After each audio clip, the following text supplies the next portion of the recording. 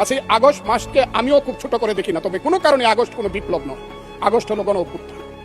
সেই গণ অভ্যুত্থানকে যারা মুক্তিযুদ্ধ এবং মুক্তিযোদ্ধার সঙ্গে তুলনা করতে চায়, জুলাই যুদ্ধ এবং মুক্তিযুদ্ধ, তাদেরকে আমি বলবো, সবাইকে আমি বলবো, এই কথাটা বলাই অন্যায়। কারণ মুক্তিযুদ্ধ প্রশান্ত মহাসাগরের সঙ্গে ডুবার তুলনা করা যেমন, হিমালয় পর্বতের সঙ্গে টিলার তুলনা করা যেমন, মুক্তিযুদ্ধের সঙ্গে 5ই আগস্টের তুলনা করা ঠিক তেমনি। মৌলানা আব্দুল হামিদ খান ভাসানী, বঙ্গবন্ধু শেখ মুজিবুররা বাংলাদেশের স্বাধীনতা সংগ্রামের ভিত্তি স্থাপন করেছিল।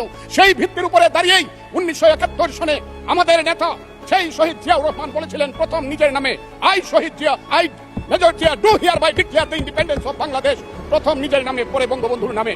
আমি আজকে আপনাদের কাছে বলতে চাই, মুক্তিযুদ্ধ এত সহজ জিনিস না।